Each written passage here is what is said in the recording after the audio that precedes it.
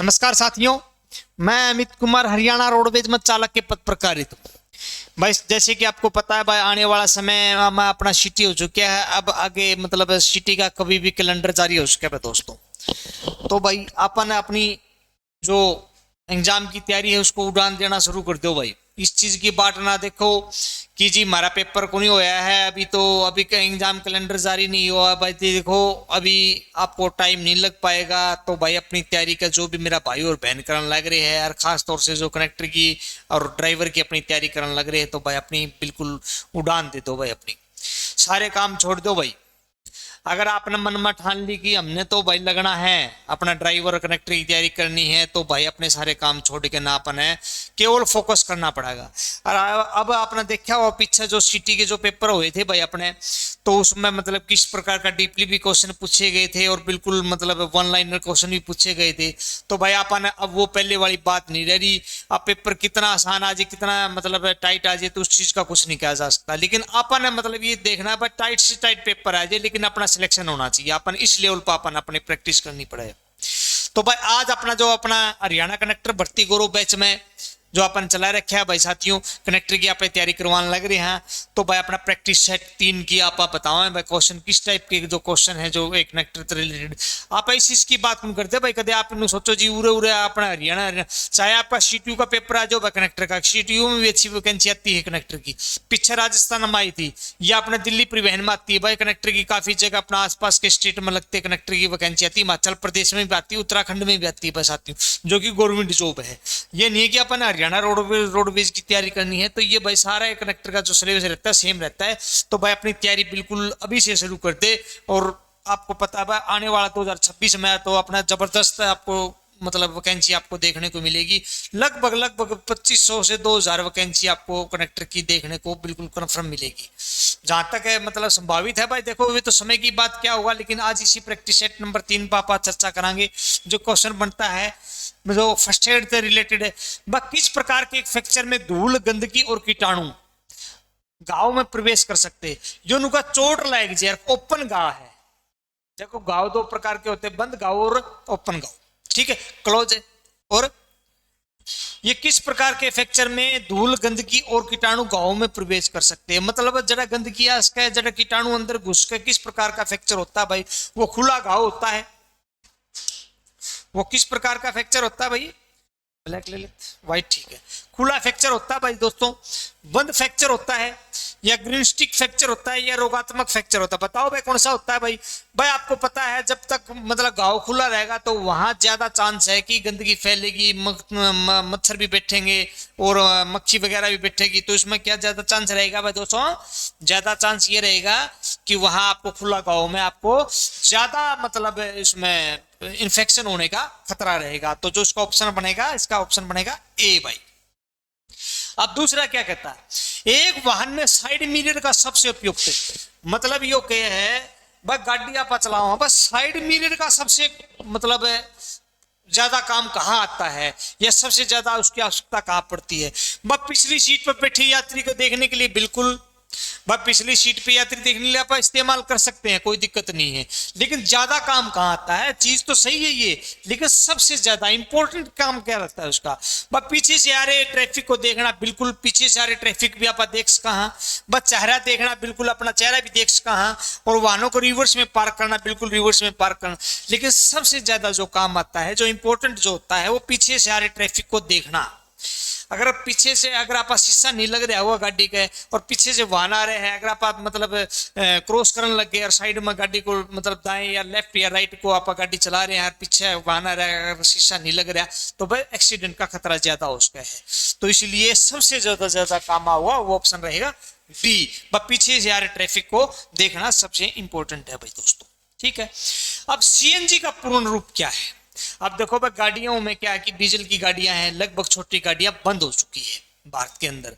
लगभग बता रहा हूँ भाई, सारी को नहीं हो रही भाई। कहते जी आप तो कहो जी सारी होगी भाई, जैसे कि टाटा ने भी शायद बंद कर दी है, और टोयोटा टाटा है जो मतलब छोटी गाड़ियां हैं वो सीएनजी में आनी, वो अपने सॉरी डीजल में आनी बंद होगी। और एक बार मैं देख रहा था अपने परिवहन मंत्री जो नितिन गडकरी जी, उसने बयान भी दिया कि 2030 पता नहीं 29 तक मतलब पूर्ण रूप से अपन बैन कर देंगे डीजल को, हो सकता आने वाले समय में। अब सीएनजी का पूर्ण रूप क्या है, अब देखो भाई, एक तो सीएनजीओ है, एक पीएनजीओ है, एक एलपीजीओ है। अब सीएनजी का पूर्ण रूप क्या है भाई? Compressed neat gasoline, compressed natural gas, clean natural. अब देखो भाई, सीएनजी एक तो गाड़ी में हो सीएनजी, ठीक है, एक वो LPG liquid petroleum gas LPG, एक वो है पीएनजी, आपने सुना भी होगा कई जगह, जो क्या होता है। अब ये तीन प्रकार के ज्यादातर आपको कॉमन दिखने, पहले दो तो नाम तो बिल्कुल आपको देखने को मिले ही मिलेंगे गाड़ी में, सीएनजी और एलपीजी। तो जो आप लिक्विफाइड पेट्रोलियम गैस जो आप घर जो इस्तेमाल करा हुआ है। सीएनजी जो गाड़ियों में डलती है, आपने देखा हुआ सीएनजी की काफी जगह पंप लगे थे, कौन सी गैस हो उसमें होती है कंप्रेस्ड नेचुरल गैस। और पीएनजी क्या होती है? पाइप नेचुरल गैस, जो कि अपना आजकल घरों में चलन लग रही है दोस्तों, ठीक है। ये इस प्रकार की ये मतलब है, ये होती है पाइप नेचुरल गैस, ठीक है। ये तीन प्रकार की इनकी फुल फॉर्म आपने याद रखनी है, एलपीजी, पीएनजी और इसकी। सीएनजी अपने गाड़ी में चलती है, एलपीजी अपने ज्यादातर घरों में इस्तेमाल होती है, लेकिन गाड़ी में होती है वो मतलब आपको पता है 2 नंबर का सिस्टम हो। अब 4 नंबर क्वेश्चन क्या कहता है भाई? निम्न चिन्ह का क्या आशय है भाई? यो चिन्ह की क्या है भाई? एक गोलदारा लग रहा है, बीच में क्रॉस का निशान लग रहा है, सामने मतलब तीर का निशान दिया। अब प्रवेश निषेध है, बिल्कुल। अस्पताल है तो आपको पता है अस्पताल के। अब भाई दोस्तों मैं आपको बताता हूँ, जब भी आप रोड पर चलो, अगर आप ड्राइवर कनेक्टर की तैयारी, चाहे मेरा भाई हो चाहे बहन हो, पर रोड पर काफी प्रकार के साइन लगे होते हैं, उनका सबका एक मतलब होता है, अर्थ होता है, वे ऐसे नहीं लगाए होते। तो भाई अपन ये अगर ये याद करने हैं, दिमाग में बिठाने हैं, रटने हैं, रटना नहीं है, दिमाग में बिल्कुल अपने याद करना, और उन सिद्धांतों के अनुसार ही अपन चलना है ट्रैफिक पे। चाहे आप पर्सनल गाड़ी ले रहे हो या आप कल मतलब रोडवेज में ड्राइवर लोग हो या किसी अन्य में डिपार्टमेंट में ड्राइवर लोग हो, तो भाई अपन ये रूल फॉलो तो करने हैं भाई दोस्तों। अपन कानून को हाथ में नहीं लेना है। तो इसी प्रकार से अपन बिल्कुल ट्रैफिक रूल को नहीं तोड़ना है। मतलब आपको मैं बता देता हूँ भाई, ये सारे ट्रैफिक रूल आप इस्तेमाल करते हो, अपन अपना गाड़ी को सुरक्षित चलानी है। तो निम्न चिन्ह का क्या है? प्रवेश निषेध सीधी दिखने लग रही, स्थल भी, ठहरिए भी, नो पार्किंग भी। तो भाई इसका जो क्या रहेगा? ऑप्शन रहेगा ए, नो प्रवेश भाई दोस्तों, ठीक है। प्रवेश निषेध है, ठीक है। ये 4 नंबर क्वेश्चन का भाई। अब VS4 और VS6, अब VS5 भारत के अंदर लॉन्च नहीं हुआ, VS4 के बाद ही सीधा VS6 की स्टेज आई थी, आपको पता होगा भाई दोस्तों। तो जो पहली बार जो VS मतलब 6 जो लॉन्च हुआ वो 1 अप्रैल 2020 को लॉन्च हुआ था, और भारत में पहली बार जो VS की स्टेज आई थी वह 1 अप्रैल 2000 को आई थी। तो जो 2020 को जो 1 अप्रैल 2020 को लॉन्च हुआ था, 1 अप्रैल, ये सारी डेट ना, जो भी आपको एक बात ये और बता देता हूँ, सारी जो भी VS से रिलेटेड जो भी डेट अनाउंस हुई वो 1 अप्रैल से ही शुरू हुई है। मतलब 1 अप्रैल 2000 को प्रथम बार VS स्टेज लाया गया भारत के अंदर, और धीरे धीरे करते हुए, और VS5 अपने भारत में स्टेज में अपने आया भी नहीं, वो VS4 के, क्योंकि भारत में प्रदूषण इतना मतलब मानक स्तर बढ़ गया था कि VS4 के बाद सीधा VS6 की एंट्री मतलब शुरू होगी भाई। अब VS6 में क्या करे भाई? 25% मतलब चलो तो मार्ग अनुसार पेट्रोल गाड़ियों के वाहनों को अपने NOx नाइट्रोजन ऑक्साइड में कितने प्रतिशत की कमी करनी।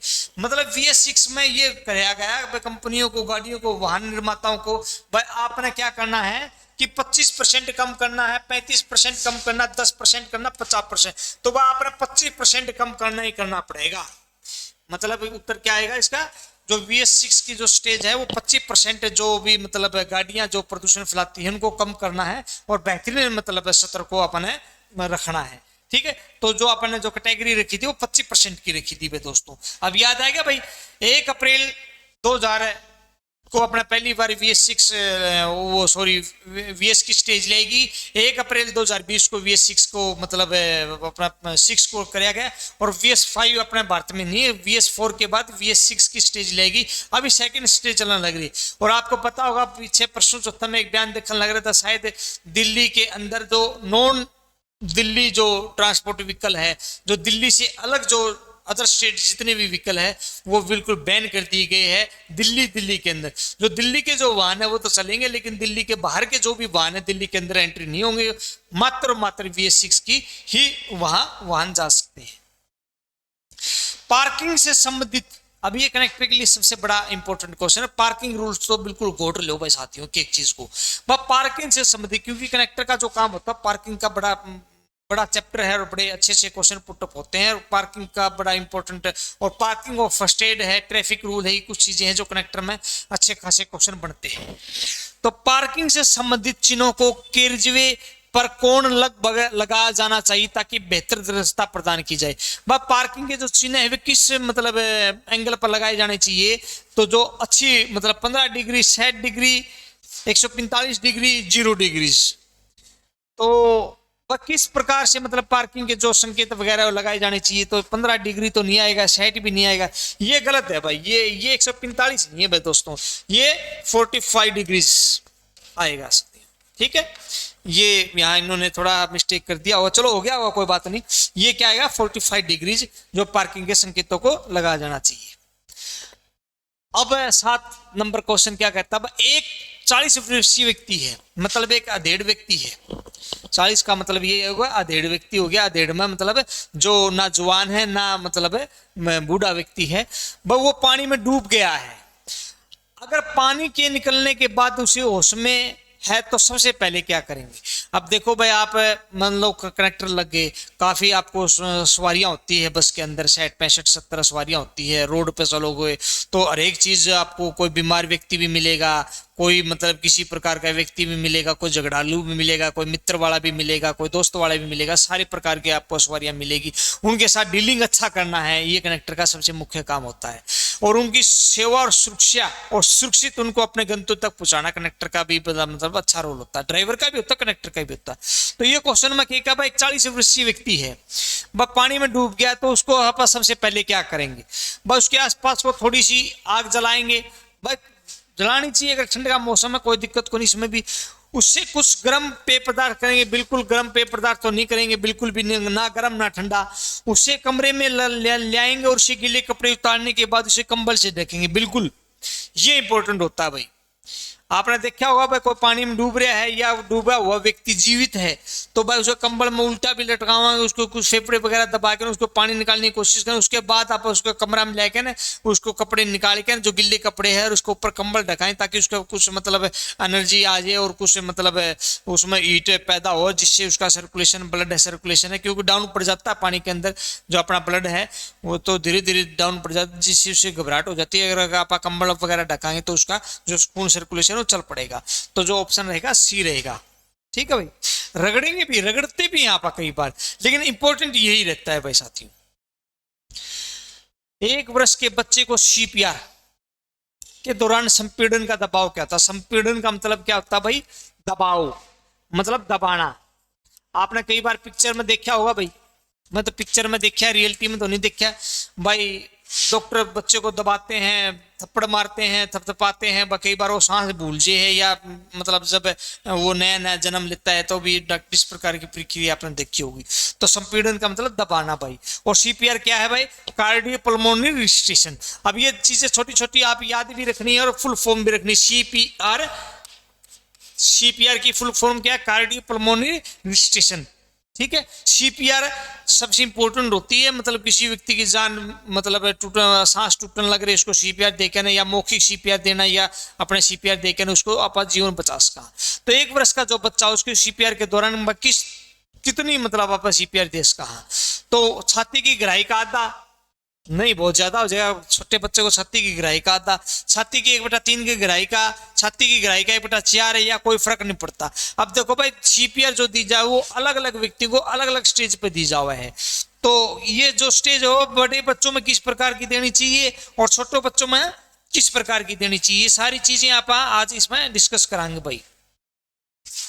तो जो इसकी जो रहोगी भाई, छाती की 1/3, मतलब इसमें मैं आपको इंच बता देता हूं भाई, जो छोटा बच्चा होगा ना वो 1.5 इंच का दबाव होना चाहिए उसके पास, 1.5 इंच, 1.5 इंच मान लो, ठीक है, 1.5 इंच मान लो, या 3.5 सेंटीमीटर मान लो, ये चीज होगी भाई, या 3 अपने 4 सेंटीमीटर मान लो और 1.5 इंच मान लो भाई, 1.5 इंच में इतना का होता है बस साथियों। और 4 सेंटीमीटर का दबाव दे के ना पता मतलब बच्चों को सीपीआर देनी शुरू कर सका। अगर यही मामला अगर बड़े बच्चों में हो, ये वयस्क में हो, तो नू को नहीं भाई, छोटा बच्चा का अगर वो सांस बोलने लगे आप पूरी दबा देंगे, उसका भी कुछ मतलब अकॉर्डिंग होता है, मतलब 1.5 इंच का दबाव देंगे, आप बार बार दबाव देंगे। और कितनी बार देंगे? 100 से 120 बार पुशअप करेंगे, आप 100 से 120 बार। और 1.5 इंच का देंगे आप, 1.5 इंच का दबाव या 4 इंच का मतलब दबाव कह लिए, जो मतलब अंदर इतना जाना चाहिए, ठीक है। और वेस्को में बात कराएं तो भाई 2 इंच तक चले जाओगा, वेस्को में चले जाओगा तो 2 इंच तक चले जाओगा। और 5 और 5.5 सेंटीमीटर तक ये दबाव रहता है। और 100, 120, 130 बार तक आप इसमें बड़े बच्चों में देश कहा है, ठीक है, याद रहोगा प्यारे बच्चों। अब अपन इसमें जो क्वेश्चन बनता है तो छाती की 1/, मान लो ज्यादातर 12-13 इंच की होती होगी बच्चों की, तो छाती की जो 1/3 गहराई है, इसमें गहराई भी पूछ सकता है, 1/3 करना है अपन। लेकिन अगर वो इंच में पूछे तो 1.5 से 1.5 इंच तक अपन मतलब इसको अनुमानित बताना है। लेकिन बड़ों में 2 से 2.25, 2.5 तक आप बता सका, ठीक है। स्ट्रेचर का इस्तेमाल क्यों किया जाता है? बस स्ट्रेचर समझ गए। जब आप देखा होगा कई बार आप अस्पताल के बाहर भी खड़े रहे स्ट्रेचर, भाई कोई बीमार है, कोई मरीज है, तो आप उस पर लिटाए के नहीं, या अपन एम्बुलेंस में भी जब कई बार डाल के ले जाओ। स्ट्रेचर भी कई प्रकार के होते हैं, वो जब मैं आपको बताऊंगा थ्योरी में सारी चीज करवा दूंगा स्ट्रेचर के प्रकार। तो स्ट्रेचर का भी बड़ा अहम रोल होता है मरीज को बचाने के लिए। बस स्ट्रेचर का क्या क्या काम होता है? बस स्ट्रेचर का क्या काम का होता है? बस उठाने के लिए होता है, बिल्कुल उठाने के लिए होता है स्ट्रेचर। स्थानांतरित करने के लिए, बिल्कुल ट्रांसफर करने के लिए भी होता है। विकल्प कैक है, विकल्प कैक है क्या होता है? विकल्प ए और बी, विकल्प ए और बी, ये क्या उपयुक्त में से कोई नहीं, बिल्कुल दोनों तो है ये। तो ऑप्शन क्या बनेगा? ऑप्शन बनेगा सी। बस स्ट्रेचर का काम मरीज व्यक्ति को उठाने के लिए और ट्रांसफर करने के लिए भी होता है, ठीक है। एक हेयरलाइन फ्रैक्चर का दूसरा नाम क्या है? अब बताओ भाई, ये क्या आ गया भाई, कौन सी बला आएगी? कहो जी, एक हेयरलाइन फ्रैक्चर का दूसरा नाम क्या है? बस स्ट्रेच फ्रैक्चर, ठंडी हवाओं से हुआ फ्रैक्चर, ठंडी हवाओं से कौन सा फ्रैक्चर हुआ है? लू का फ्रैक्चर, बुखार का फ्रैक्चर। भाई हेयरलाइन फ्रैक्चर ऐसा होता है भाई, अगर आप एक्सरे भी करवाओगे ना, बिल्कुल अपन को के अंदर जमा बाल पर का मतलब फ्रैक्चर है हड्डी में। अब उससे क्या है कि फ्रैक्चर, अगर हड्डी में फ्रैक्चर होगा तो उठा कौन जाओ, दर्द होगा, बिल्कुल सोजन आ जाओगे। लेकिन जो एयरलाइन फ्रैक्चर होता है ना, बिल्कुल जो बारीक सा बाल पर का, आपा कई बार कवा जी बाल पर का फ्रैक्चर आ गया, तो वो इतना मतलब छोटा फ्रैक्चर होता है कि वो एक्सरे की मशीन में कई बार दिखाई नहीं देता। उसे आप क्या बोलते हैं? बिल्कुल बारीक एयरलाइन फ्रैक्चर। तो इसको आप क्या बोलते हैं? Stress fracture. और ये जो फ्रैक्चर होता है वो अपने एक्सरे मशीन में भी दिखाई नहीं देता, एक्सरे मशीन में भी दिखाई नहीं देता मेरे प्यारे बच्चों, ठीक है। ये एक्सरे मशीन में भी दिखाई नहीं देता। हेयर लाइन है, आपको दिखाने लग रहा है हेयर लाइन, ठीक है, आपको नाम से भी पता लगने लग रहा है, याद रखना आपको ट्रिक के साथ। और ये अपना गौरव बैच चलन लग रहा है बस स्पेशल कनेक्टर का। भाई प्यारे बच्चों, अभी छूट चलन लग रही है इस अपने बैच में, नए साल के उपलक्ष्य पे आप अपना कूपन कोड डालो और अपना ले इसको। डिवाइन स्टडी ऐप है अपना भाई, दीवान सर की बड़ी मतलब आपको पता हुआ नामी ग्रामी नाम है। और अपना हरियाणा गौरव कनेक्टर की बुक है भाई, अपनी बुक से अपनी बेहतरीन तैयारी कर सके, है, कोई दिक्कत वाली बात नहीं है। जबरदस्त बुक है भाई अपनी, बिल्कुल एकदम फर्स्ट क्लास बुक है। आप इस बुक से अपनी बेहतरीन तैयारी कर सके भाई, ठीक है। और अपना स्पेशल बैच चलन लग रहा है, अभी छूट के साथ चलन लग रहा है, जल्दी से ले लो भाई। एक निजी सेवा वाहन है, मतलब पर्सनल कार के है भाई, यो नु कहे सीधी बात है, पर्सनल कार के है। बस परिवहन वाहन है, बिल्कुल परिवहन वाहन नहीं है पर्सनल कार। गैर परिवहन वाहन, बिल्कुल गैर परिवहन वाहन नहीं। माल वाहन, माल वाहन तो गुड कैरिज होता है भाई, ये भी नहीं होता। बस स्टेज कैरिज, स्टेज कैरिज मतलब अपनी और 2-3 सवारी और जा सकती है, या अपने पर्सनल व्हीकल में अपनी जा सकती है, स्टेज कैरिज होती है भाई। जो कार होती है पर्सनल, वो क्या होती है? अपनी स्टेज कैरिज गाड़ी होती है। अब ये क्या कहता है? निम्नलिखित चिन्ह क्या दर्शाता है? ये क्रॉस का निशान दे रखा है भाई साथियों, ये क्या दे रखा है? क्रॉस का निशान दे रखा है भाई साथियों। ये एक त्रिभुज में क्रॉस का निशान दे रखा है, मतलब एक तो सड़क उड़ जान लग रही है, एक सड़क है उड़ जान लग रही है। तो आगे क्या है? बस सड़क पार है, आप कहीं नू कहो जी नो एंट्री का निशान नहीं है भाई दोस्तों। ये क्या है कि सड़क पार, भाई एक सड़क उड़ता आने लग रही, एक सड़क उड़ता आने लग रही, मतलब चौराया बनाने लग रहा है, लेकिन गोल सर्कल नहीं है, आप सही में क्रॉसिंग होने लग रही है। तो प्रवेश सड़क पार है, प्रवेश निषेध है, अवस्थान है, पार्किंग है। तो बच्चे से आपको पता लगने लग रहा है ये क्या है, सड़क पार है। जो ऑप्शन रहेगा आपका ए रहेगा भाई दोस्तों। ठीक है मेरे प्यारे बच्चों, ये जो ऑप्शन रहेगा इसका सड़क पार ए रहेगा। और ये जो होता है ना भाई, ये त्रिभुज वाले जितने भी होते हैं, मैंने आपको बताया था रोड साइन 3 प्रकार के होते हैं। ये त्रिभुज में जो भी आ गया वो क्या आ गया, चेतावनी सड़क चिन्ह आ गया भाई, चेतावनी सड़क चिन्ह है। ठीक है, ये याद रखना भाई, त्रिभुज के अंदर जितनी भी होगी। ठीक है, आयत में आगे 3 प्रकार के रोड साइन होते हैं। ये जो त्रिभुज वाला चेतावनी है। धीरे धीरे एक एक चीज बिल्कुल रटा दूंगा और एक एक चीज जमा आपके दिमाग में बांट दूंगा, लेकिन आपने काम करना बस साथियों, आज से प्रण ले लेना है।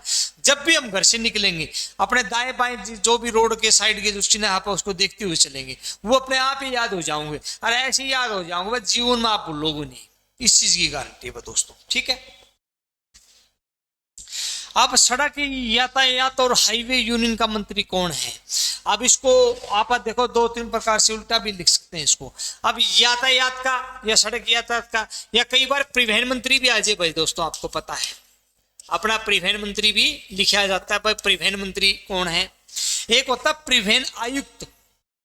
ये क्या है, एक यातायात सड़क आयोग का यूनियन का मंत्री कौन है भाई? सीतारमण है, नितिन गडकरी है, अमित शाह है। उपयुक्त में से तो जो उसका उत्तर आएगा वो नितिन गडकरी अपने परिवहन मंत्री है दोस्तों। ठीक है, और हरियाणा के कौन है? सभी को पता होगा, शायद नहीं पता तो बता भी देता हूँ, अपने गब्बर सिंह माननीय श्री परिवहन मंत्री और बिजली मंत्री अपने अनिल विज जी। ठीक है, ये अपने परिवहन मंत्री है जी। ठीक है जी, ये चीज होगी। अब आप जो बात कराएं भाई, ई बीच में कई बार क्या जाता है भाई, परिवहन मंत्री कौन है? परिवहन मंत्री का तो अपन को पता भाई नितिन गडकरी है, लेकिन कई बार क्या जाता है परिवहन आयुक्त। परिवहन आयुक्त का नाम भी आपको लिखा आएगा, आयुक्त को क्या बोलते हैं? टीसी बोलते हैं अपन हरियाणा में, या ट्रांसपोर्ट कमिश्नर जिसे आप बोलते हैं। आरटीओ होता है, एक होता आरटीए, एक होता आरटीओ। आरटीए आपने इस्तेमाल किया जाता है रीजनल ट्रांसपोर्ट अथॉरिटी, पहले आरटीओ होता था जो बदल कर आरटीई कर दिया है। आरटीओ राजस्थान जैसे स्टेटों में भी आज भी आरटीओ का नाम है, लेकिन हरियाणा में क्या कर दिया, आरटीई भी कर दिया। कई भी स्टेटों में मतलब आरटीओ भी लिखा जाता है। तो रीजनल ट्रांसपोर्ट अथॉरिटी आरटीई का नाम है। और जो आरटीई से जो ऊपर बैठता है पूरा हरियाणा में, एक होता है ट्रांसपोर्ट कमिश्नर, जिसे बोलते हैं टीसी, शॉर्टकट में क्या बोलते हैं? टीसी। ठीक है जी, ये आपने याद रखना। परिवहन आयुक्त को क्या बोलते हैं आप? Transport commissioner. ये अपने प्यारे बच्चों इस चीज की आपको नॉलेज होनी चाहिए। ठीक है, जो सबसे बड़ा जो मुखिया होता है, मतलब अगर देखो भाई 2 चीज हो रहा है, अगर आप परिवहन में आकर ये पूछ ले बस सबसे बड़े परिवहन का मुखिया कौन होता है, अगर वहां अगर किसी मंत्री का नाम नहीं दे रखा है तो क्या आएगा? Transport commissioner. परिवहन आयुक्त अगर लिख रखा है तो वो आएगा। ये चीज को आपको याद रखना है दोस्तों। अगर वहां मंत्री का नाम दे रखा है, किसी भी स्टेट के मंत्री का नाम दे रखा है तो मंत्री का नाम आएगा। ठीक है जी, ये चीज है भाई। अब नियुक्ति में कौन सी विषय में राज्य सरकार के द्वारा विनियमित किए जाते हैं? वह राज्य सरकार द्वारा क्या किया जावा है।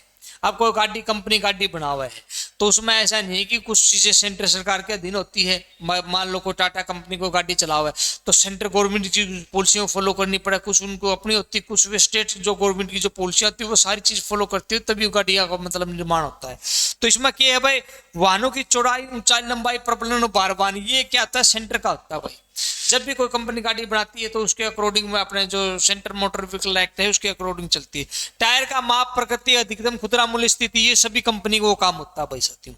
वाहनों की आवर्ती जांच और निरीक्षण, भाई वाहनों की आवर्ती जांच। अब आप कई बार कौन कहते जी, आप अपनी गाड़ी की पासिंग खत्म होगी, पासिंग करवाए के आवांगे, या गाड़ी की चेकिंग है, या गाड़ी का टैक्स भरख्या नहीं भरख्या है, या टोल टैक्स भरख्या नहीं भरख्या, रोड टैक्स भरख्या नहीं भरख्या है, ये सारी चीजें क्या होती है? स्टेट की होती है भाई साथियों। अब मान लो अपने मतलब कोई राजस्थान की गाड़ी आएगी यहाँ, तो यहाँ क्या होना चाहिए? या तो उसके पास परमिट होना चाहिए ऑल इंडिया, एनपी जिसे आप बोलते हैं, नेशनल परमिट। अगर उसके पास नेशनल परमिट नहीं है तो यहाँ क्या होना चाहिए? उसके पास अपना स्टेट का टैक्स होना चाहिए। ये बच्चे याद रखना, उस गाड़ी के पास या तो एनपी होना चाहिए या मतलब उसके पास बड़ी गाड़ियों का बता रहा हूं मैं, मोटर व्हीकल जो गाड़ियां हैं, जो बड़ी गाड़ियां हैं जो, ठीक है। और जो छोटी जो पर्सनल गाड़ियां उनका 15 साल से ऑटोमेटिक होता है, उसके अंदर जो इंक्लूड होता है। तो उसके पास जो उसके बाद की जो पासिंग होती है वो स्टेट गवर्नमेंट तय करती है, भाई करनी है नहीं करनी है, वो अथॉरिटी आरटीओ के पास होती है। तो जो उसको ऑप्शन बनेगा सी बनेगा भाई दोस्तों।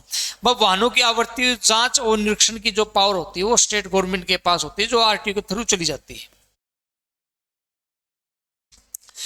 और मैं कई बार वर्ड बोल जाता हूँ आरटीओ, लेकिन हरियाणा में जो इस्तेमाल होने लग रहा है आरटी है। आरटी की full form regional transport authority है। आप ये मत बोलें जी आप तो बार बार आरटीओ, कई बार वो क्योंकि पहले आरटीओ नाम होता था वो जहन में आ जाता है, तो अपना क्या लिखा जान लग रहा है आरटीए आता है अपना, रीजनल ट्रांसपोर्ट अथॉरिटी। पहले क्या होता था आरटीओ। और कई जगह आप पेपर देने जाओगे आरटीओ भी इसका है, रीजनल ट्रांसपोर्ट ऑफिस आएगी इसकी फुल फॉर्म। अब काफी स्टेटों में ये भी इस्तेमाल होता है और काफी स्टेटों में ये भी इस्तेमाल होता है। चीज एक ही है मेरे प्यारे बच्चों, चलना चाहिए आप, ठीक है। इसकी अथॉरिटी ये ऑफिस हो गया, ठीक है, regional transport authority, regional transport office, ये इसकी फुल फॉर्म है। अब एक मोटर कार में किस किस को सीट बेल्ट पहनना आवश्यकता है, मतलब आप पर्सनल गाड़ी ले रहे हो, किस किस को सीट बेल्ट पहननी बहुत जरूरी है, ये नो पूछे है। बस चालक को पहननी जरूरी है, बिल्कुल चालक को पहननी चाहिए। आगे बैठे यात्री को, बिल्कुल आगे बैठे यात्री को डालनी चाहिए। अगर मुखी पीछे बैठे यात्री को, बस सारे जो यात्री बैठे हैं आगे पीछे जो भी बैठे हैं बस सभी को या प्रयुक्त सभी को बिल्कुल बस सीट बेल्ट। अब तो पता है भाई अपने मतलब अपने शायद इसमें हाईकोर्ट के निर्देशानुसार ये भी कर दिया, बस सीट बेल्ट सभी के लिए अनिवार्य कर दिया। चाहे आगे बैठा हो सवारी चाहे पीछे बैठी हो, बस सीट बेल्ट तो पालनी पड़ेगी, क्योंकि सीट बेल्ट है जो आपके जीवन की सुरक्षा रखती है। भाई साथियों, जब भी कोई एक्सीडेंट वगैरह होता है तो सीट बेल्ट आपको हिलने नहीं देती और आपको कुछ मतलब हद तक सुरक्षित रखने का काम करती है। तो जो सीट बेल्ट है वो सभी जो गाड़ी में बैठे हैं सभी यात्रियों के लिए जरूरी करती है। तो इसका ऑप्शन आएगा मेरे प्यारे बच्चों डी आएगा, बस सभी के लिए है। जीवन के लिए खतरनाक स्थिति तब हो जाती है, जीवन के लिए सबसे खतरनाक स्थिति तब हो जाती है कहलाती है जब हृदय और मस्तिष्क में ऑक्सीजन की कमी के साथ संचार प्रणाली विफल हो जाती है। भाइयों नु कहे हैं भाई किसी व्यक्ति के लिए जीवन के लिए खतरनाक काम कद हो है जब अपने हृदय में और मस्तिष्क में खून की सप्लाई कम हो जाती है। तो उस स्थिति को आप क्या कहो, पेट की चोट कहाँ है, झटका कहाँ है, उसका मौक कहाँ है, फ्रैक्चर होना कहाँ है। अब आपका कोई झटका आ गया तो ये चलो इसमें थोड़ा वो कर दिया, हार्ट का झटका बोलते हैं इसे, हार्ट। तो इसे आप क्या बोलेंगे झटका। कई बार आप लोकल लैंग्वेज में बोल देते हार्ट अटैक आ गया जी, हार्ट का झटका आ गया। तो हार्ट का झटका किसको आएगा, जब हृदय और मस्तिष्क में ऑक्सीजन की सप्लाई कम हो जाती है, उनको मतलब सप्लाई कम हो जाएगी ऑक्सीजन की, तो धीरे धीरे वो हार्ट पर वजन पड़ेगा, हार्ट पर मतलब दर्द होना शुरू हो जाएगा, पसीना आने शुरू हो जाएंगे। ये हार्ट की अपने मतलब लक्षण है भाई। तो तुरंत आप अगर आप उसको सीपीआर वगैरह देकर डॉक्टर के पास लेके जाओ तो उसको उसका जीवन बचा जा सके है। तो ये जब हार्ट का झटका हुआ है तो हृदय और मस्तिष्क में ऑक्सीजन की कमी हो जाओ दोस्तों, ठीक है। वह स्थिति जिसमें व्यक्ति का वायु मार्ग है सूझकर छोटा हो जाता है। भाई जो अपनी जो सांस की जो नाड़ी हो है, सांस जो नली हुआ है वो सूझकर छोटे हो जाए, जिसकी वजह से ज्यादा बलगम निकलता है। बलगम किसकी वजह से ज्यादा निकलता है, बस दमा की वजह से निकला है। सांस लेने में कठिनाई होना, सर हो दे डुबाओ, बस दमा हुआ जिसे बलगम ज्यादा निकलेगा। तो ऑप्शन क्या रहेगा, इसका ऑप्शन रहेगा मेरे प्यारे बच्चों, ऑप्शन रहेगा ए। भाई देखो कनेक्टर के लिए सबसे जरूरी क्या होता है भाई, आपका फर्स्ट एड का चैप्टर, आपका traffic rule and sign, road sign, ये काफी चैप्टर ऐसे है कि जो मतलब अच्छे क्वेश्चन बनते हैं। और कनेक्टर के लिए ये चीजें बहुत जरूरी होती है भाई, इनको मतलब बिल्कुल टैली करना, उनके एक एक बारीकी से लेकर ना अपना हाई लेवल तक के क्वेश्चन करने हैं भाई दोस्तों। ऐसा नहीं अगर आप कुछ भी पूछ ले एग्जामिनर, अगर आपने नोट उठाया क्या 2025 में अपन कनेक्टर लगाना है, 26 में कनेक्टर लगाना है, अपन ड्राइवर लगाना है, तो भाई डूडा पैड दो भाई, अपनी पढ़ाई कर लो भाई जबरदस्त दबाए कर, ठीक है भाई दोस्तों। अब अगला क्वेश्चन क्या है, विद्युत धारा के जलने को क्या कहते हैं भाई, इलेक्ट्रिक शॉक लग जाए, विद्युत धारा लग जाए। आपने देखा विद्युत धारा क्या है, इलेक्ट्रिक शॉक भाई। बस सूखी जलन कहाँ होती है, आपा झुलसना कहाँ, बिजली के झटके से जलना कहाँ, ठंडी सतह क्या कहाँ, तो सीधी बात है। झुलसना तो एक अलग चीज होगी भाई, अपने आग के द्वारा या अपने गर्मी तपस के द्वारा, ठंडी सतह से जलना ये भी गलत है भाई, सूखी जलन ये भी गलत है। तो उसे क्या कहते हैं, बिजली के झटके से या करंट के झटके से जलना कहते हैं आपा, ठीक है। ये चीजें भाई दोस्तों। सांस की जांच करने में कितना समय लगता है, भाई एक डॉक्टर, कई बार आप अपन देखा बस डॉक्टर के पास जाओ, सिर्फ एक बार मतलब 5-7 सेकंड पकड़ते उन्होंने बताया इसकी सांस किस प्रकार से चला है।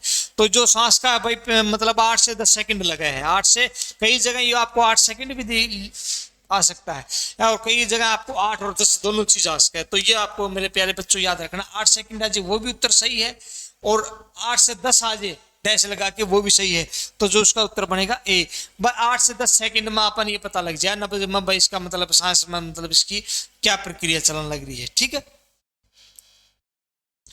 भाई मोच या खिंचाव का क्या कारण है? भाई मोच आए जी या खिंचाव हो जी, उसका मुख्य कारण क्या है? वह अति संकुचन है, अत्यधिक खिंचाव है, मांसपेशियों का उपयोग नहीं करना, इनमें से कोई नहीं। बस ज्यादा खिंचाव होने की वजह से ही मोच आवा है, मतलब ज्यादा वर्क हो गया है, पैर आगे पीछे टिक गया तो उसकी वजह से ज्यादा मोच। आपको पता भटकने में पैर में इसमें ज्यादा मोच आती है, क्योंकि ज्यादा वजन होता है, वजन होने की वजह से ज्यादा खिंचाव हो जाता है। तो जो उसका उत्तर बनेगा मेरे प्यारे बच्चों, उत्तर बनेगा बी। कनेक्टर की भर्ती के लिए कोई भी मेरा भाई और बहन दोनों अप्लाई कर सके, कोई दिक्कत वाली बात नहीं है। आप ये मत सोचना कि लड़कियां कनेक्टर नहीं लग सकती, लड़कियां भी कनेक्टर लग सके। आप अपनी बेहतरीन तैयारी कीजिए, कोई दिक्कत वाली बात नहीं है। ये अपने कोर्स है भाई, सारी चीजें हम अपनी तैयारी कर सके भाई, कोई दिक्कत वाली बात नहीं। ठीक भाई, लेकिन दबा के पढ़ो भाई, ऐसा नहीं है कि पढ़ना नहीं, पढ़ाई करो, डीपली करो। और अपनी बुक है भाई एक हरियाणा शक्ति के नाम से, सारी कलर्ड बुक है।